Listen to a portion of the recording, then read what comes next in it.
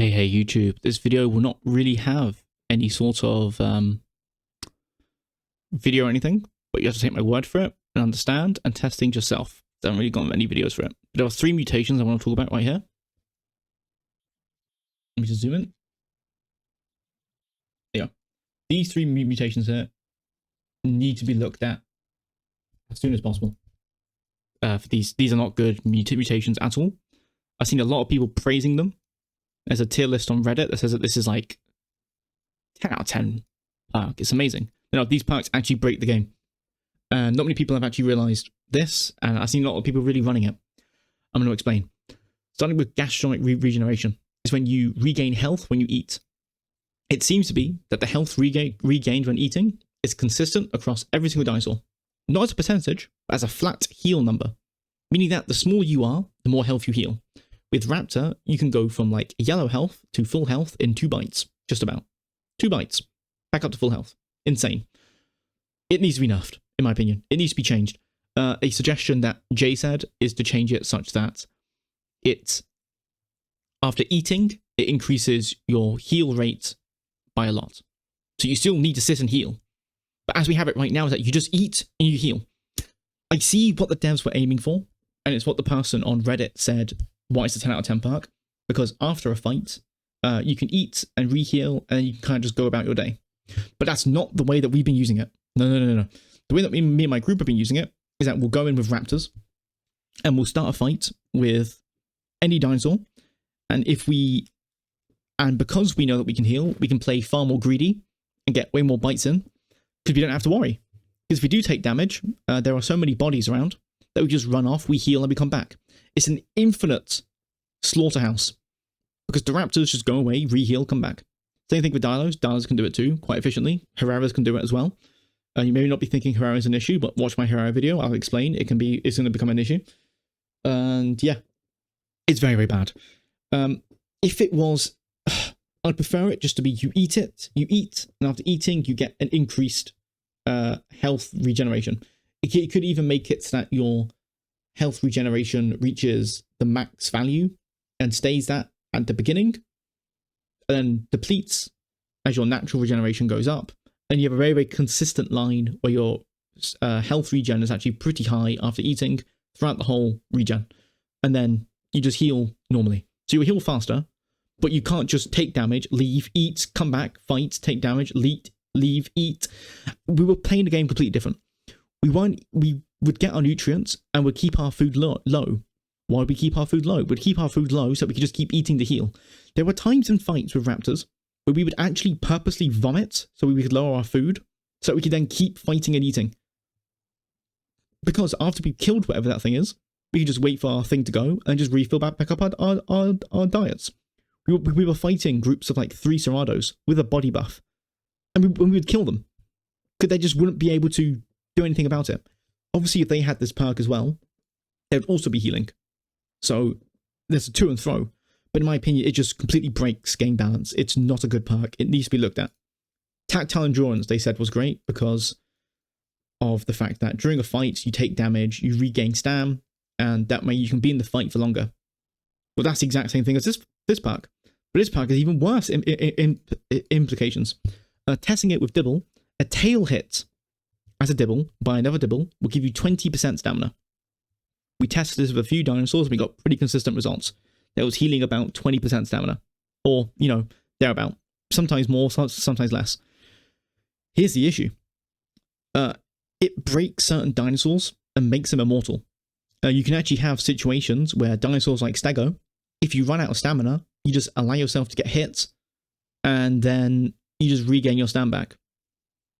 Never mind the fact that you can swing without stamina anyways. So it's a bit of an issue, isn't it? It causes a lot of problems, right?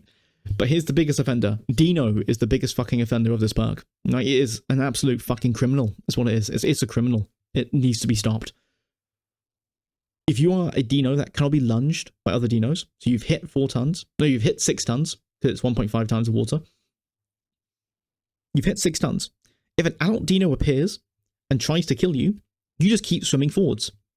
Because if it bites you, you regain 20% of your fucking stamina every single time. So you can deplete all of your stamina as Dino, you're meant to die and you don't die. You just keep healing your stamina. Then that guy runs out of stamina. That dino is forced to bite you to kill you, and you just escape for free. Now, there are quite a few other instances where stuff like this can happen, where you're running away from a target, and if they bite you, you just keep running away, and you won't die because you just keep running away. It doesn't matter. Right? It's a very, very bad perk. It needs to be changed. I don't know what to change it to.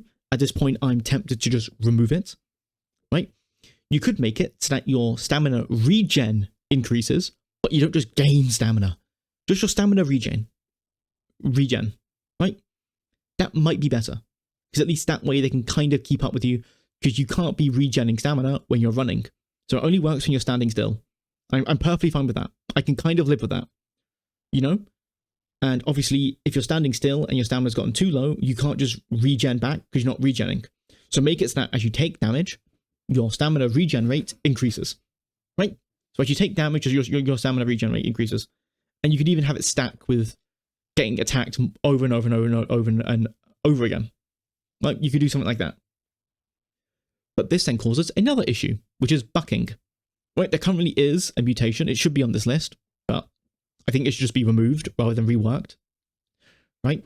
And even though I'm talking about moving part, I think everyone agrees that part needs to be removed. The one where you drain more stamina to things pounced onto you whenever you buck. I think that needs to be removed, in my opinion. Obviously, it needs to be removed.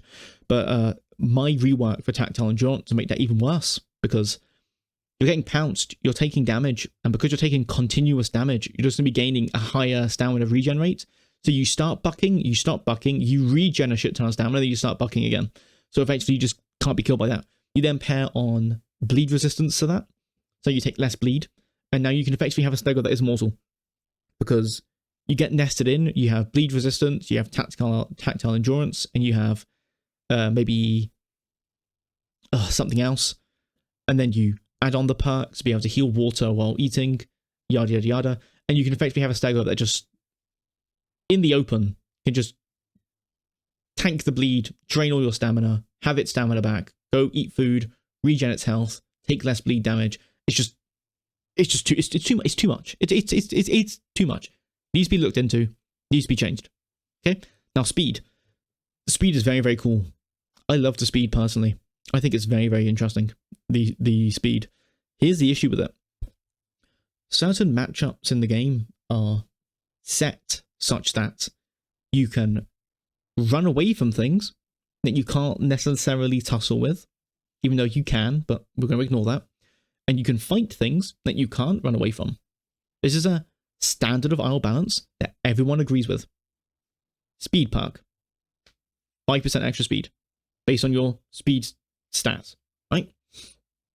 I think it's bad because certain matchups, if the opponent you are fighting that you could run away from is running the speed perk, you are also now forced to pick up that speed perk. Because if you don't, they will get you. Do you see where I'm coming from? It is a perk where if your opponent picks it, you also kind of need to pick it. I don't think that that's healthy for the game. Right? I really don't think it's healthy. And there's even greater levels to it. So say, for example, that Serrado and Paki, for example, right? A Serrado with a speed perk can now keep up the pace with a Paki, right?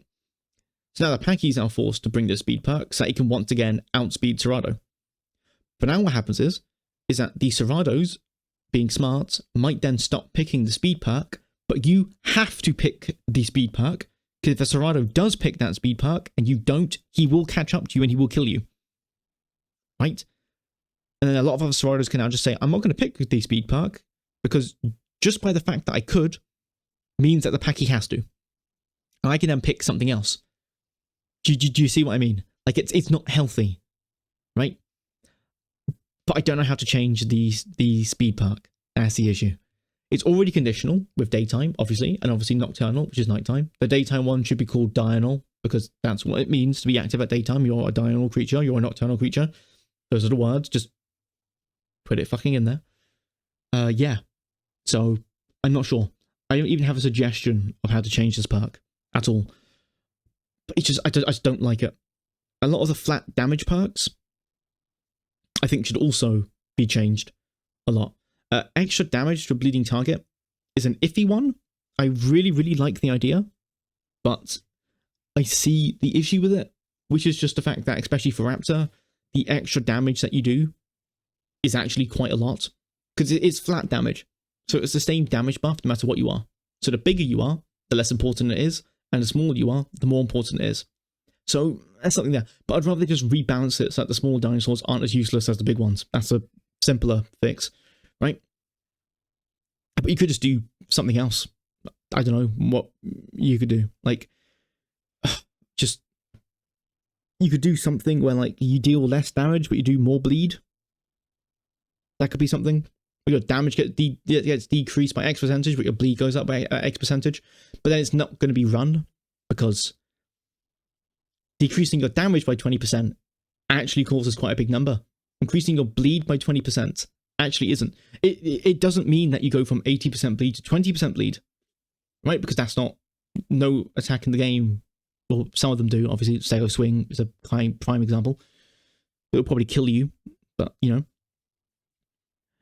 So if you're doing 5% bleed with a Raptor after a pounce, increasing that by 20% just means that you do another 1% bleed. Is that really worth it for a perk slot to do 1% extra bleed? Some people may say yes. I'd probably say no. I wouldn't bother running it. I'd rather run something else. So that's the issue, right? I think this was the issue that we knew would happen if the devs went down a route of perks that just increase your stats. This is obviously what's going to happen. You're going to have certain builds and certain dinosaurs and certain matchups that just get fucked, right? Not good. Not good. You know, just please change them or something. I don't really want to deal with this, right? And obviously my arguments to you may be quite weak, and I understand that, but I would implore you just to think about it and see if you agree with me or see if you disagree with me. And if you do disagree with me, please let me know why. And I may even change my mind. But at the moment, I'm very, very scared about a lot of these perks. What I was hoping for were perks more like eating to recover some water. You know, all your diets go down slower, or yada, yada, yada.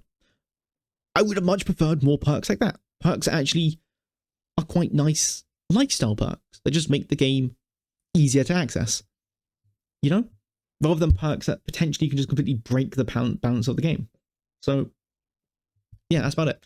I just really wanted to highlight these 3 perks and just be like, while they're really, really good and they're really, really fun to use, I don't think they're healthy for the game at all. So yeah, that's my TED Talk. Peace out.